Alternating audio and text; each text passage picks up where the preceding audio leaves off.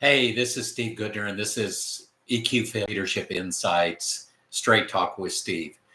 Wasn't sure I was going to make this one today. I've tried to get live several times, and it was not cooperating, but here we are.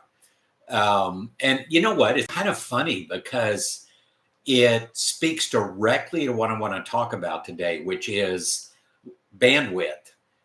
We all talk about bandwidth with the internet and how many devices are plugged in and all of that, which is a really good example of what I want to talk about, which is leadership bandwidth. Leadership bandwidth is the determiner of whether you're going to be successful and reach the goals you want to reach or not.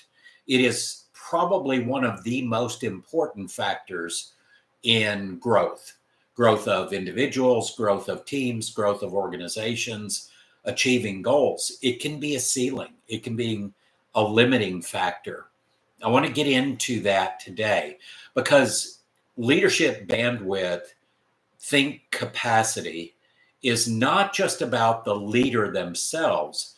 It's also about how do we cascade leadership down into our teams so that people lead themselves well. And I'm going to give you some solutions to that today, but I really want to start with an understanding of what am I talking about when I say leadership bandwidth. It is the capacity to lead and get things done, whether it is a leader or whether it is an individual contributor or team member who's leading themselves. The more of that capacity that we have in organizations, the better we are. And so just like I was having trouble getting online a minute ago, it was a bit struggling with, am I going to get live or not on this one? The reality of all that comes down to the less bandwidth that is available, the less we can get done. And it's a simple mathematical equation. So capacity is bandwidth. The more capacity we have for leadership in ourselves as a leader, in our people who are leading themselves, the more leadership bandwidth that we're going to have available to do the things that need to be done to achieve our goals, to get where we want to go, whether it's the team or the organization as a whole. There's something very interesting about this bandwidth or this capacity that I'm talking about. We know that our brains have this thing called neuroplasticity.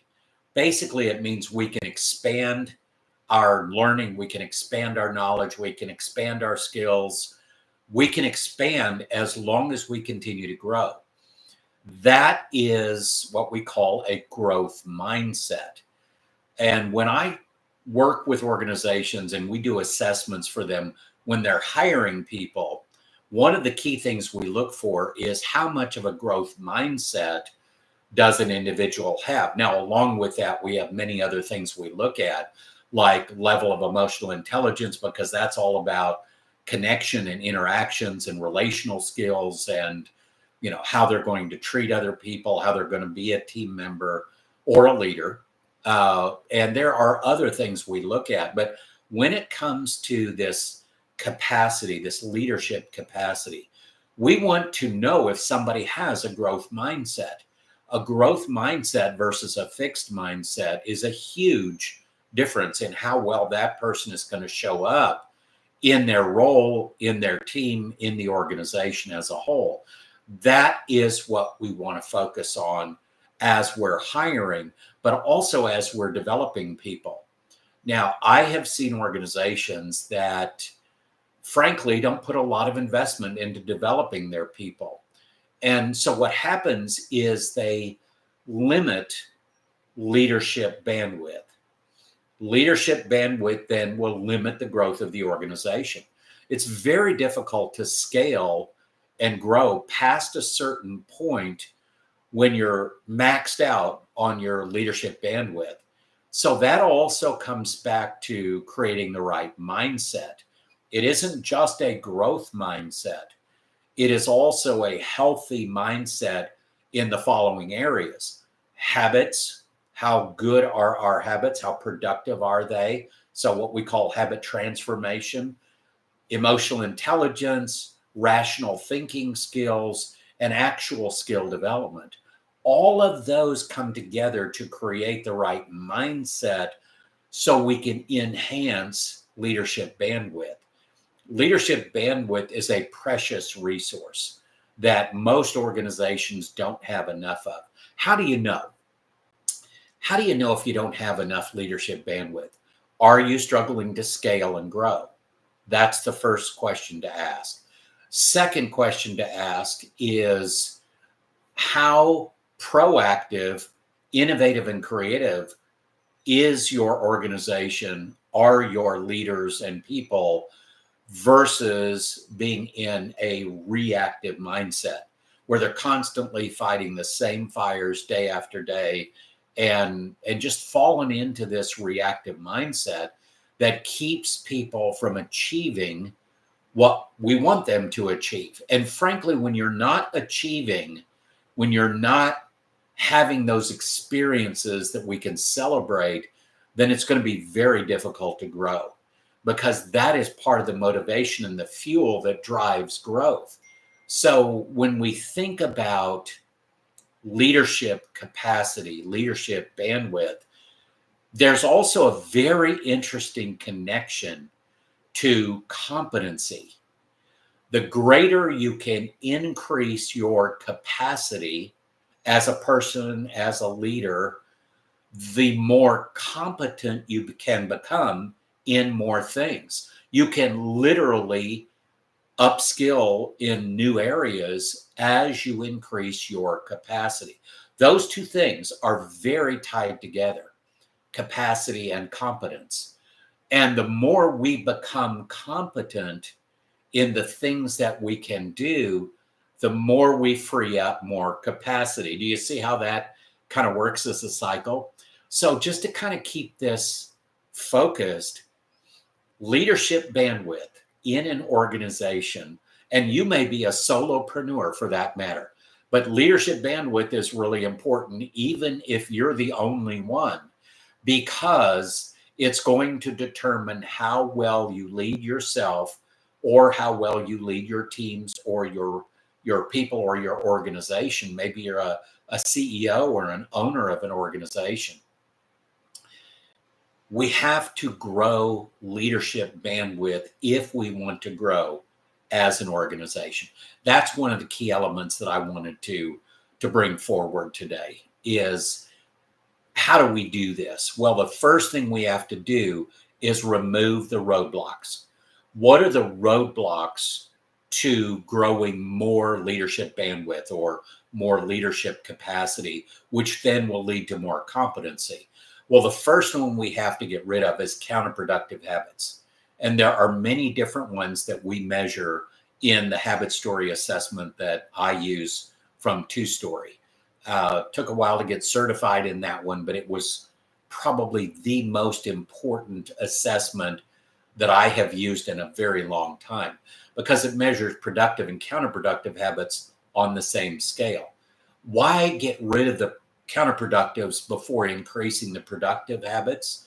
Because the counterproductives have an inordinate amount of impact on your ability to have that capacity to get things done.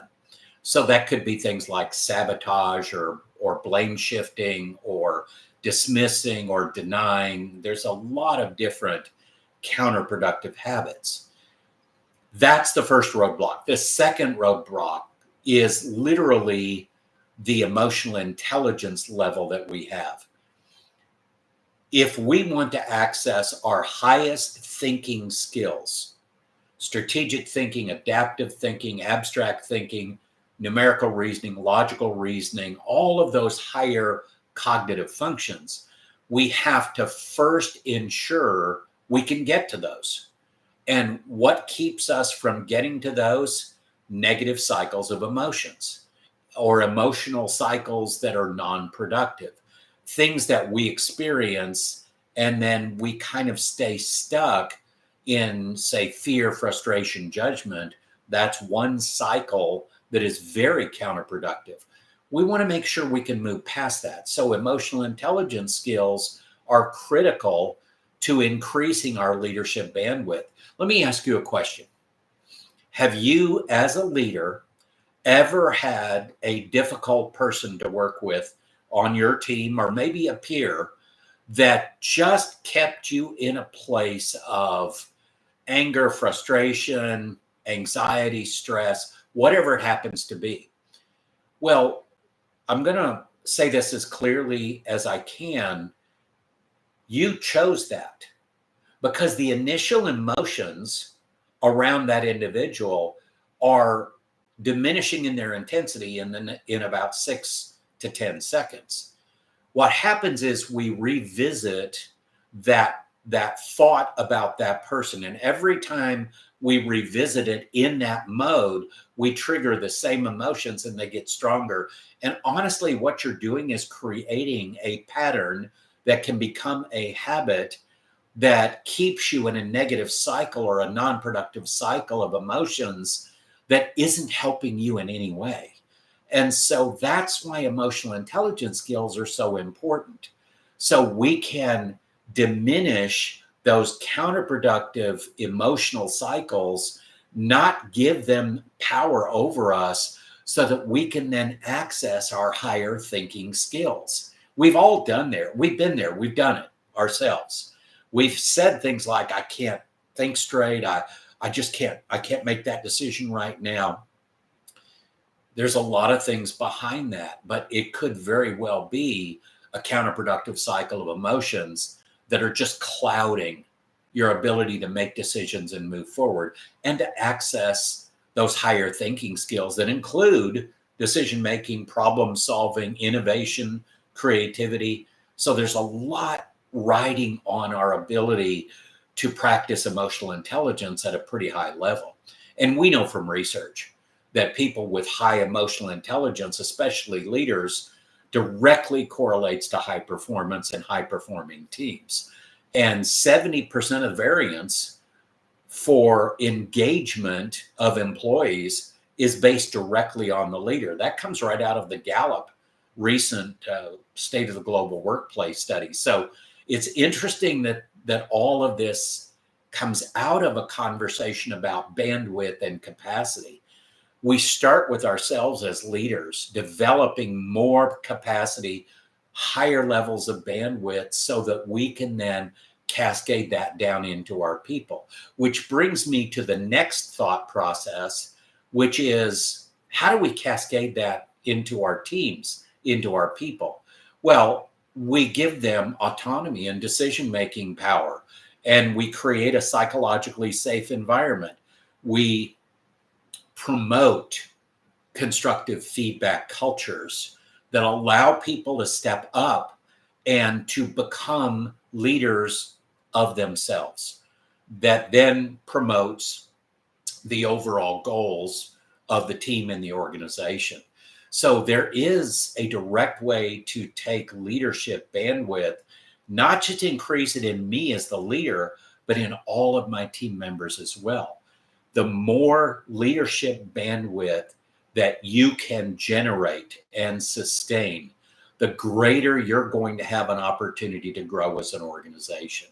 So just like the challenge I was having earlier on getting online and actually doing this live video, that was a bandwidth issue that finally got itself resolved, but it took me quite a while to get that to happen.